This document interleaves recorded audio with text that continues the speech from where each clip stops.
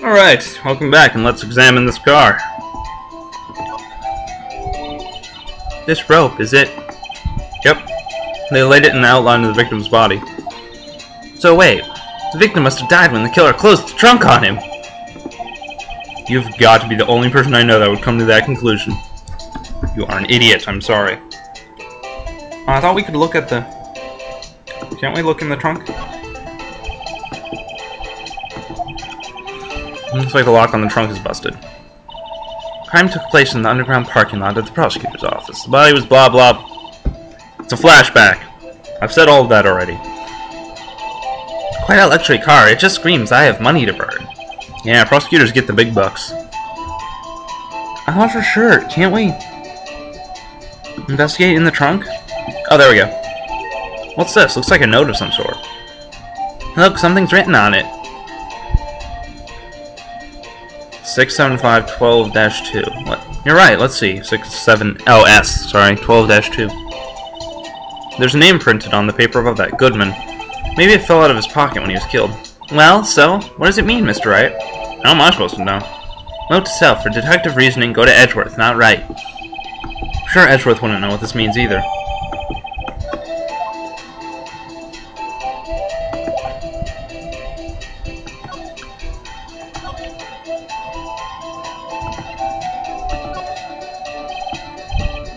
Alright, compadre. Count to 3, huh? You gotta do that if you're gonna draw evidence on someone. That's what we do in Texas. Remind me never to visit Texas. 1, 2, draw evidence. Actually. Oh, he's not here. I thought for sure since she said that Edgeworth would, but oh well.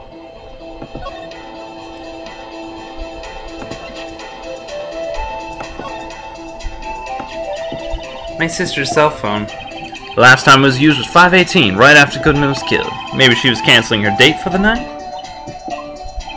Why did Lana make that call?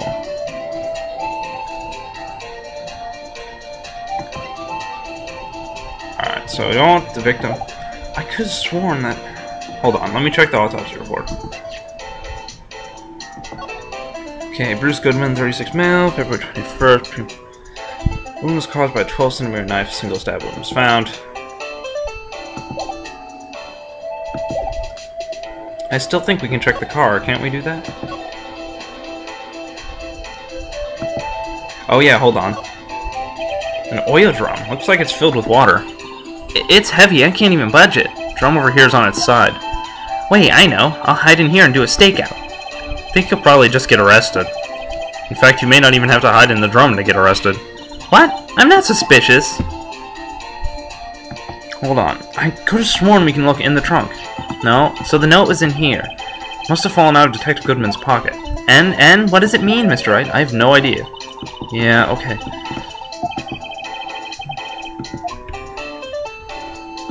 I could have sworn we can... Yeah. Or do I have to actually, like... 'Cause if this isn't, then I don't know what to do.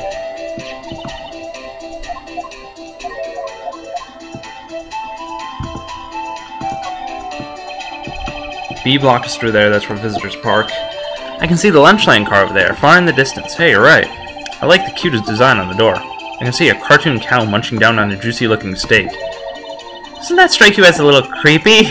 Just don't think too deeply about it and you'll be fine. Cannibalism cow! Okay, never mind. I thought for sure you could, but... I guess not.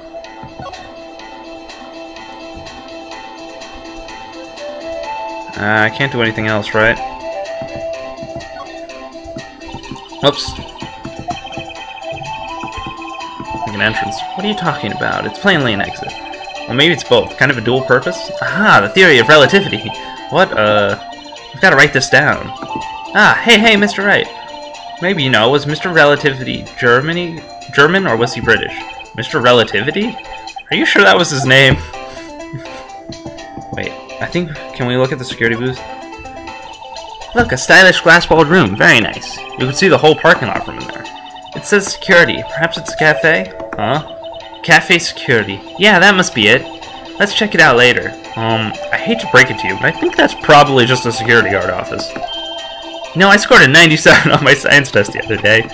Too bad they don't have a test for common sense. Okay, maybe we have to... I'm gonna present a bunch of stuff to this guy and see what pops up. What's that? Some sort of police passport? This is Detective Goodman's ID card, strangely enough. We found it a good distance away from the crime scene. Good distance in this rat hole? If you want distance, you'll get yourself to Texas. Texas? This is a tiny little crime scene in a tiny little town with tiny little evidence. What difference does a few yards make, compadre? Note to self. If you encounter suspicious evidence, think of Texas. No better way to study than to hang out with the pros. Yeah. Okay.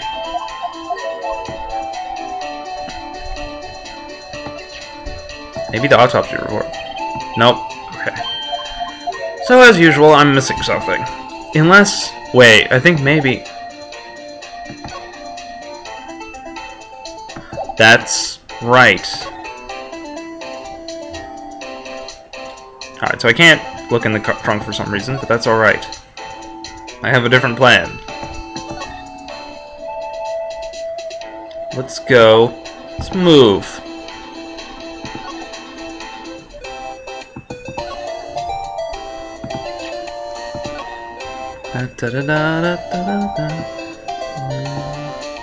Are we sure that was my phone?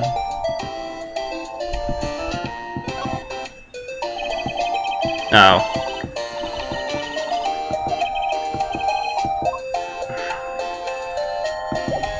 No. Oh, right. I'm stupid. I'm a stupidly stupid person. What's up, Gumshoe? Check this out, buddy. No, okay. Dang it, I can't believe I don't remember what to do. Stupid. That's why I hate investigations.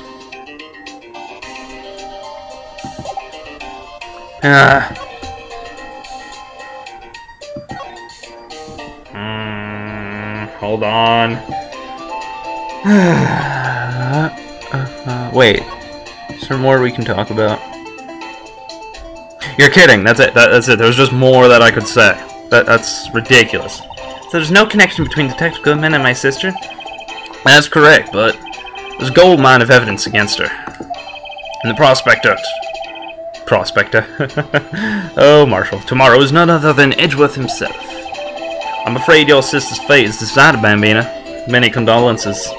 Officer Marshall. Yeah, Bambina? How can you say that?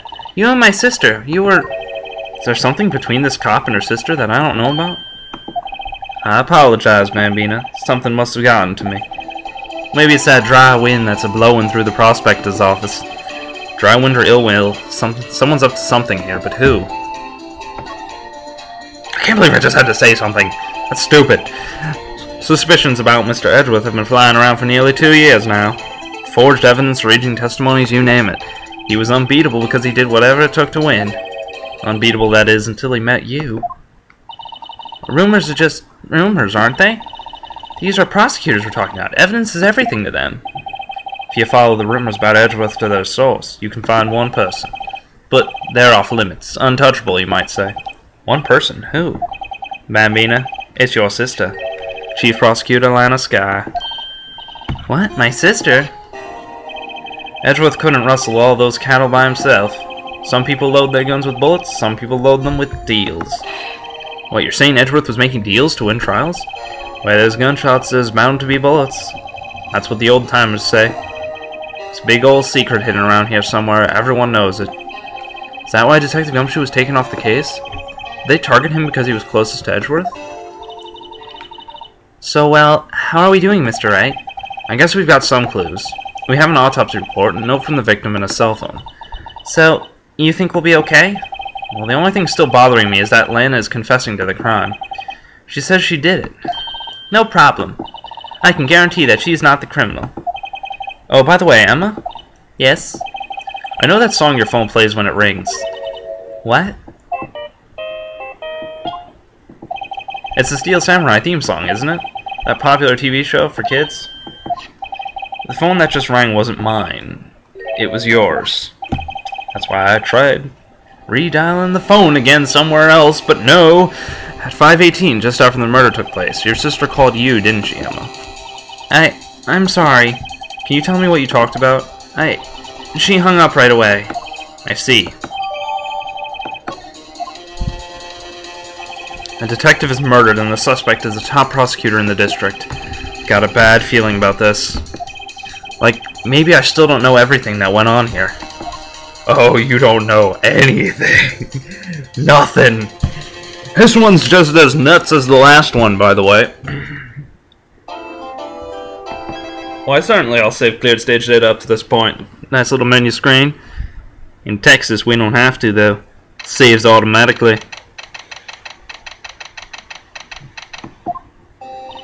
How did the investigation go yesterday, Mr. Wright? Frankly, there are still a lot of gray areas. Or rather, the whole thing is one big gray area. Don't worry about me, no matter what the outcome. I'm ready to accept my fate. I believe in you, sis. Mr. Wright, let me offer you a word of advice. Yes? A defense attorney should never believe their client. The defendant is called to trial because they are suspected of wrongdoing. Never forget that. Miss Skye, you remind me a lot of Mia. There is one decisive difference between you and her. And that is, you're not a defense attorney. I believe it's almost time for the trial. Good luck, Mr. Wright. My first trial without a Faye helping me. No one's gonna bail me out this time. I'll be alone in there. So I have to discover the truth all by myself. Let's do it, Mr. Wright. I'll be with you the whole way. Oh, joy! Won't you be so helpful?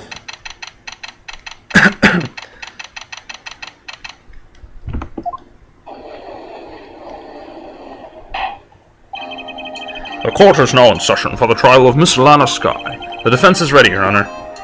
The prosecution has been ready for a while, Your Honor. Edgeworth.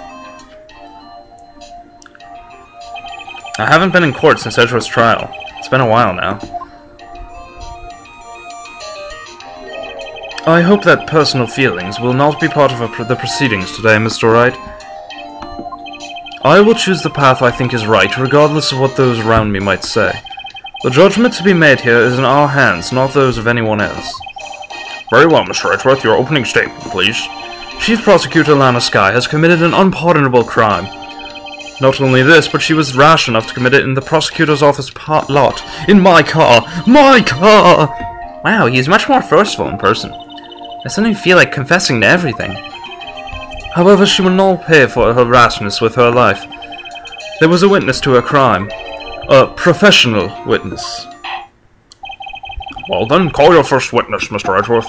The prosecution calls its first witness, Miss Angel Starr, to the stand. The cough-up queen? Haven't I seen you somewhere?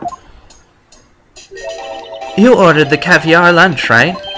Ho-ho, caviar! I've never eaten caviar before. Judge is really wolfing it down. And for you, I have a fiesta bowl. Thanks. Will the witness state her name and profession? And you, sir? Did you order the fingerprint lunchbox? It is too early for lunch. Your name and profession, please. Well, Your Honor, how does it taste? So this is why everyone raves about caviar. It's so tasty it hurts! I always thought caviar would taste like pickled tapioca. What the heck does pickled tapioca taste like? Name, profession, now. Me? The name is Angel Starr. Don't go forgetting it. I find myself running Lunchland these days. Is that what you wanted me to say, Mr. Edgeworth? Very well, witness. Please describe the incident to us. The prosecution will wait. I'm not finished eating. Hurry up. Very well, Mr. Edgeworth. As you know, we usually call on the police to provide a description of the crime. Your Honor, as Mr. Edgeworth has said to the court, I'm a professional. What exactly does that mean? Until 2 years ago, Miss Angel Starr was a special investigator with the police. She was a first-rate homicide detective. What? Miss Starr was a detective? I know who you are. Cough up. Cough up, Queen Angel Star, Your Honor. Long time no see. Very well. You may continue with the description, Miss Starr. Just who is this lady? If I might have the court's attention over here. The parking lot at the prosecutor's office is divided into 2 blocks. A block is for the prosecutor's office personnel. B block is for visitors and clients. A chain divider separates the 2 blocks. I suppose that's to keep visitors from taking up prosecutor's spaces. Yes. I'm sorry, that was the judge talking. I apologize. I'm so sorry. The crime took place by a car in the block of A block. In the block of A block? Yes, it does. The back of A block in the car's trunk. The killer stabbed the victim with a knife and went to drive the body out. Unfortunately for her, there was a witness, and an arrest was made on the spot. And who was this valiant witness? Why, it was me, Your Honor. Alright, we got some floor plans. Nice. We could use those. Witness, did you see the very moment of the crime? Of course, Your Honor. Immediately after that, I apprehended the chief prosecutor. It seems rather cut and dry, doesn't it? Well, Mr. Wright? I can't agree on principle, Your Honor. It seems that some poor losers are unwilling to accept the truth, Your Honor. Shall I proceed to crush what little hope they have remaining? If you can. Then give them your worst, Miss Starr. Wait, are they talking about me? Yes, unfortunately they are. Somehow I always knew a day like this would come. I was on my way to deliver a lunchbox to my boyfriend when I sensed something. Perhaps it was my finely honed detective instincts working. Then, through a wire fence, I saw the chief prosecutor standing next to a garage car. The chief prosecutor was holding a knife in her right hand, and she thrust the pointy tip of the knife into Detective Goodman's chest. Bringing a lunchbox to your boyfriend? How touching. As you can see, there is no room for doubt. The key point of your testimony seems to be nothing other than the point of the knife which you saw being stabbed into Detective Goodman. So, how does it feel to be so utterly crushed? I'm still thinking about that. It's merely a flesh wound, Mr. Wright. It's not a scratch, your arm's off. Very well, Mr. Wright, you may cross-examine the witness. Alright, unfortunately, that will have to be left for later. I thank you all for watching. We shall crush this witness account next time. Thank you, and goodbye.